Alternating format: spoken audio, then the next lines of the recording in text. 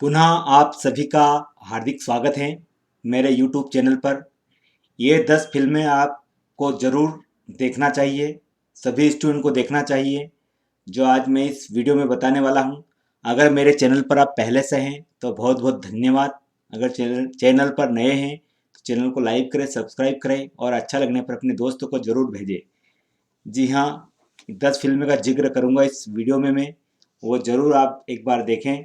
निश्चित रूप से आपको उनसे कुछ प्रेरणा मिलेगी, ये मेरा वादा है। जब भी आपको लगे कि आप बहुत कठिन दौर से गुजर रहे हैं या लगे कि आप बहुत दुखों का पहाड़ टूट पड़ा है आप पर, या फिर आप महसूस हो कि ज़िंदगी नर्क हो गई है, तो इन फिल्मों को एक बार ज़रूर देखें। इनको देखने के बाद आपके मन में फिर से नया जोश भर जाएगा। निश्चित रूप से जिस तरह हमारे हाथ की पांचों उंगलियां बराबर नहीं होती, उसी तरह हमारे जीवन का हर दिन एक जैसा नहीं होता है। एक साधारण व्यक्ति के जीवन में कभी आशा होती है, कभी निराशा, कभी दुख होते हैं तो कभी सुख होते हैं। व्यक्ति को कभी हार हारता है तो कभी जीत हासिल हो जाती है। लेकिन कभी कभी कठिन वक्त और कठिन हालात इंसान को ऐसे मोड़ पर लाकर खड़े कर देते हैं जहां निराशा से घिर जाता है। ऐसी कठिन परिस्थितियों में निराशा से उभरने के लिए व्यक्तियों को थोड़ा सा प्रोत्साहन होना चाहिए।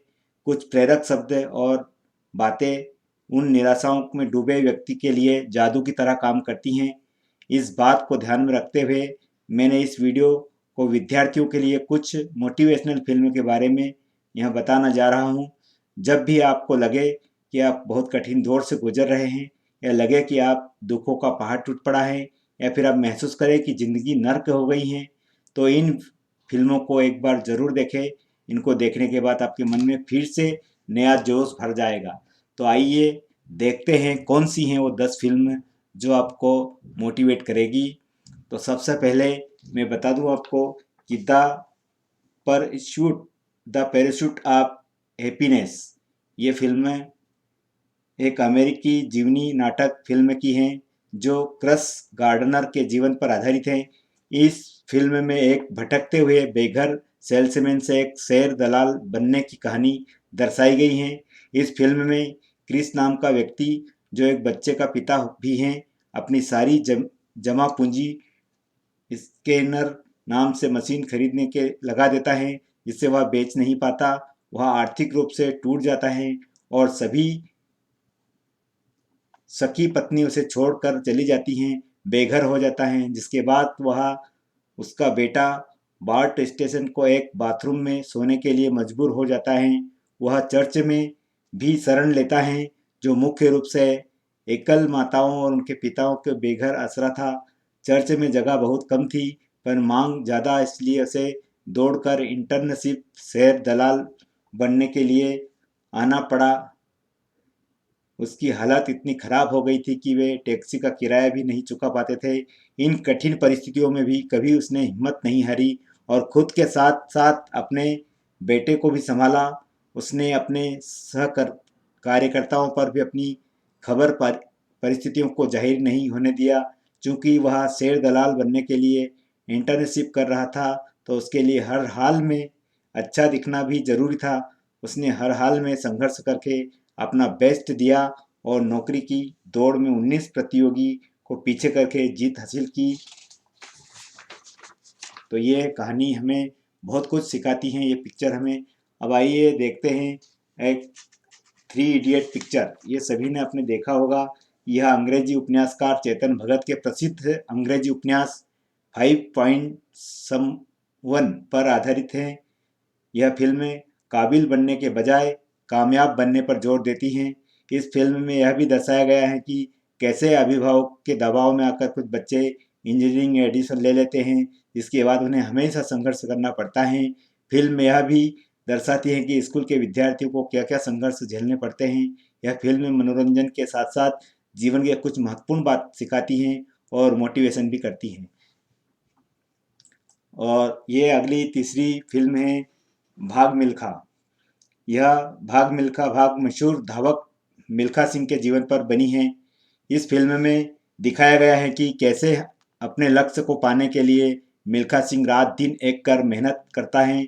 यह फिल्म मिल्खा सिंह के बचपन से लेकर फ्लाइंग सिख बनने तक की कहानी सिखाती हैं। इस फिल्म में दिखाया गया है कि मिल्खा सिंह ने बचपन में भारत पाक विभाजन के दौरान किस तरह के दर्द झेले हैं। ओलंपिक्स के लिए प्रैक्टिस करते करते मिल्खा सिंह ने न जाने कितनी बार पसीने की बाल्टियां भरी हैं और मुंह से खून फेंका है। इसके बावजूद भी वह ओलंपिक्स में मेडल पाने से चूक हो गए थे। इस कहानी से हर विद्यार्थी को यह प्रेरणा मिलती है कि कैसे भी विषय में तैयारी करने के लिए कितनी भी मेहनत करनी पड़े। जैसे कोई धावक एक दिन में तेज दौड़कर मेडल नहीं जीत सकता, उसी तरह बिना पेन और पेपर और प्रैक्टिस किए बिना भी विद्यार्थी टॉप नहीं हो सकते हैं। तो भाग मिल्खा भाग से भी काफ़ी हमें नसीहत मिलती है। इसके बाद चौथी फिल्म है नील बटे सन्नाटा। बहुत ही एक प्रेरणादायक फिल्म है। यह फिल्म एक गरीब माँ और उसकी बेटे की कहानी है। माँ घरों में काम करती हैं मगर चाहती हैं कि बेटी पढ़ लिख कर नाम कमाए, मगर बेटी सोचती है कि जो माँ करती हैं वही वह भी करेगा। बेटी के सपने मर चुके थे। माँ अपनी बेटी के मरे चुके ख्वाब को जिंदा करने के लिए फिर भी जी जान से जुट जाती हैं। यह फिल्म बताती हैं कि सपनों का मर जाना सबसे खतरनाक होता है और इंसान के सामने सपनों के मर जाने से बड़ा कोई दर्द नहीं होता है।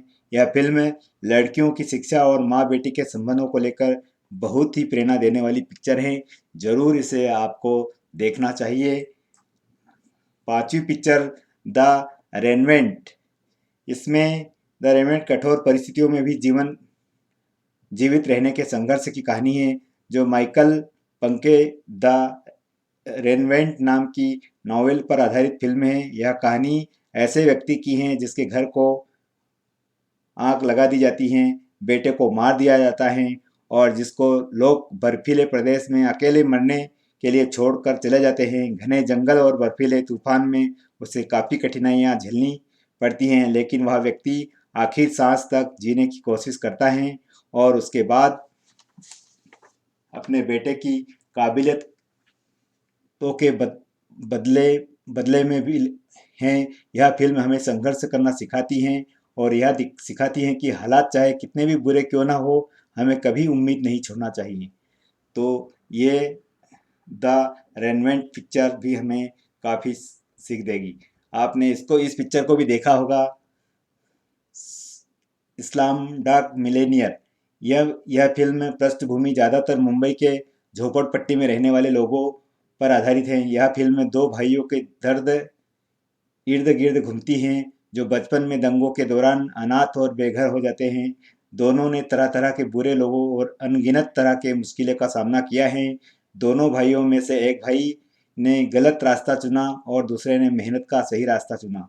अगर किसी को लगता है कि उसकी ज़िंदगी में मुश्किलें बहुत ज़्यादा हैं तो उसे यह फिल्म ज़रूर देखनी चाहिए। फिल्म अंत में यह भी सिखाती है कि गलत रास्ते पर चलने वाले का अंजाम हमेशा गलत ही होता है। तो ये फिल्म भी सभी विद्यार्थियों को ज़रूर देखना चाहिए ताकि मुसीबतों से बाहर आ सके। और अब अगली पिक्चर में बताने वाला हूँ फिल्म, वो है आई एम कलाम। यह फिल्म राजस्थान में रहने वाले छोटू नामक 12 साल के बुद्धिमान लड़के के इर्द गिर्द घूमती हैं। गरीबी और अभाव में रहने के बावजूद छोटू हर तरह की हालातों में प्रसन्नतापूर्वक जूझता है। अपने परिवार की आर्थिक मदद के लिए उसे सड़क के किनारे छोटे से होटल में काम करता है और टेलीविज़न पर देखता है और शाम होकर पढ़ाई करता है। एक दिन छोटू भारत का राष्ट्रपति डॉक्टर एपीजे अब्दुल कलाम को टेलीविज़न पर देख रहे थे और उसने काफ़ी प्रेरित हुआ। वह अपना नाम बदलकर कलाम रख लेता है और यह निश्चय कर लेता है कि वह एक ऐसा व्यक्ति बनेगा जो टाई पहनता है और जिसका दूसरा व्यक्तित्व सम्मान करेगा। फिल्म में उसकी माँ बार बार यह कहती हैं कि स्कूल हमारे भाग्य में नहीं है, मगर फिल्म में ये बताती हैं कि भाग्य कुछ नहीं करता और किसी तरह की नीयत को कठिन परिश्रम के द्वारा बदला जा सकता है। कोई भी नियति हो उसको कठिन परिश्रम के द्वारा बदला जा सकता है। तो ये बहुत ही अच्छी पिक्चर है आई एम कलाम, इसे ज़रूर आपको देखना चाहिए। अगली पिक्चर है चक द इंडिया।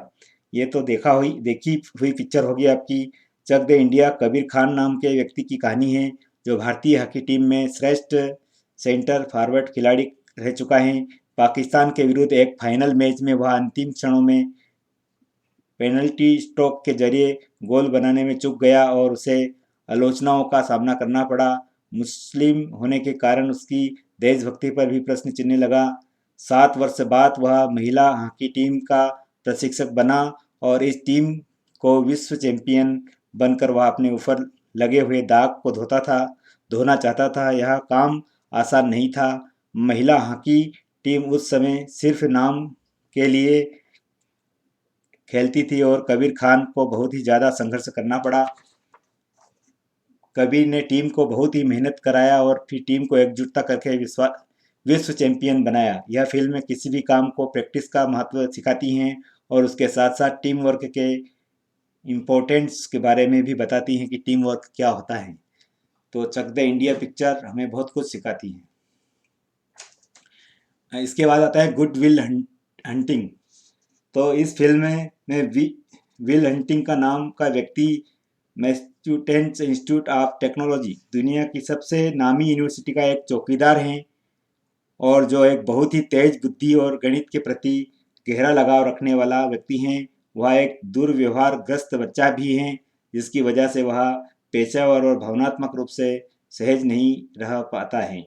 एक बार यूनिवर्सिटी के बड़े प्रोफेसर एक कठिन प्रश्न विद्यार्थियों के बोर्ड पर लिखकर छोड़ जाते हैं, जिसे वह चुपचाप आसानी से हल कर देता है। यह बात यूनिवर्सिटी के बड़े